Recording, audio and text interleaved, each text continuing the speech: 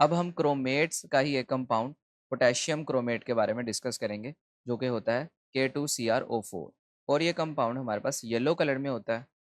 अगर इस कंपाउंड की प्रिपरेशन के बारे में बात की जाए, तो क्रोमियम कंपाउंड से हम भी इसको प्रिपेयर कर सकते हैं हेलोजन की प्रेजेंस में। जैसे कि हमारे केस में हमने KCrO2 ये क्रोमियम कंपाउंड लिया, और इसके साथ ब्रोमीन की प्रेजेंस में KOH के साथ हमने इसको रिएक्ट करवाया, और ये हमारे पास पोटेशियम क्रोमेट फॉर्म करके यहाँ दे देता है, और इसके साथ पोटेशियम ब्रोमाइड जनरेट करता है और वाटर के मॉलिक्यूल्स जनरेट करता है। इसी के साथ इसको प्रिपेयर करने के और भी मेथड हैं। जैसे कि अगर हम सेकंड मेथड देखें, तो यहाँ पर क्रोमिक ऑक्साइड को हम रिएक्ट करवा रहे हैं पोटेशियम क्लोरेट के साथ, और ये रिएक्शन अल्कली सॉल्यूशन के अंदर हो रहा है।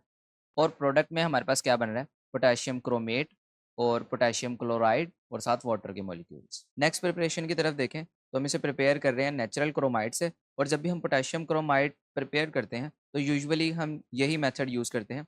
नेचुरल क्रोमाइड को रिएक्ट करवाते हैं पोटेशियम कार्बोनेट के साथ और ऑक्सीजन की प्रेजेंस में, और जब ये रिएक्ट करते हैं तो प्रोडक्ट हमारे पास पोटेशियम क्रोमेट बन जाती है, यानी K2CrO4। और इसी के साथ Fe2O3 भी बनता है, और साथ कार्बन डाइऑक्साइड के मॉलिक्यूल्स रिलीज हो जाते हैं। तो इन तीनों में से किसी एक मेथड से हम प्रिपेयर करते हैं। यूजुअली जो है ये थर्ड प्रोसेस यूज़ किया जाता है इसको प्रिपेयर करने के लिए। इसके बाद अगर हम बात करें इसकी प्रॉपर्टीज़ के बारे में, पोटेशियम क्रोमेट की प्रॉपर्टीज़ के बारे में, तो इसका स्ट्रक्चर हम यहाँ देख सकते हैं कि इसका टेट्राहाइड्रल स्ट्रक्चर होता है, और क्रोमियम के साथ डबल बॉन्ड के थ्रू ओ लगा होता है, और इसके साथ सिंगल बॉन्ड के थ्रू भी ओ लगा होता है, और इस होल पर -2 चार्ज होता है। क्योंकि देखें यहाँ पर जो ऑक्सीजन इसकी भी वैलेंसी 2 है, लेकिन देखें यहाँ पर इसने बॉन्ड एक ही बनाया और इसने भी बॉन्ड एक ही बनाया, तो इस वजह से इसका -1 और इसका -1 ये कंबाइन होकर यहाँ -2 चार्ज जो है इसको आयन पर दे देता है। और जब पोटेशियम के दो मॉलिक्यूल्स इस क्रोमेट आयन के साथ अटैच होते हैं, तो ये पोटेशियम क्रोमेट बना देते हैं। और इसी के साथ हमारे पास तकरीबन तमाम क्रोमेट्स येलो कलर में पाए जाते हैं। और अगर हम बात करें पोटेशियम क्रोमेट और पोटेशियम डाइक्रोमेट्स की, तो ये सिमिलर प्रॉपर्टीज शो करते हैं। क्यों? क्योंकि एक्वस सॉल्यूशन के अंदर क्रोमेट एंड डाइक्रोमेट के आयंस जो हैं वो इक्विलिब्रियम के फॉर्म में एग्जिस्ट करते हैं।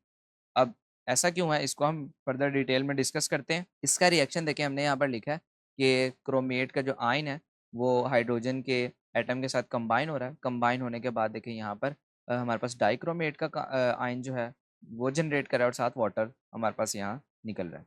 अब ये देखें, ये रिवर्सिबल रिएक्शन है। और अगर हम इस सॉल्यूशन के अंदर अल्कली को ऐड कर दें, यानी कि अल्कली हम जैसे कि पोटेशियम हाइड्रोक्साइड या सोडियम हाइड्रोक्साइड हम ऐड कर सकते हैं, तो उसका जो हाइड्रोक्सिल ग्रुप है वो हाइड्रोक्सिल ग्रुप इस हाइड्रोजन के कंपाउंड के इस हाइड्रोजन के एटम के साथ कंबाइन होकर वाटर बना देगा, और ये हाइड्रोजन के आयंस यहाँ से कम होते जाएंगे। तो रिजल्ट में क्या होगा, जो डाइक्रोमेट्स के आयंस हैं वो क्रोमेट आयंस बनाना शुरू कर देंगे। यानी कि देखिए, रिएक्शन जो है हमारा वो रिवर्स रिएक्शन हो जाएगा, राइट टू लेफ्ट प्रोसीड करेगा। और इसी के साथ जब हम किसी एसिड को इंट्रोड्यूस करवाएंगे इस सॉल्यूशन के अंदर, तो एसिड क्या करता है, एसिड H पॉजिटिव आयंस जो है उन्हें रिलीज कर देता है।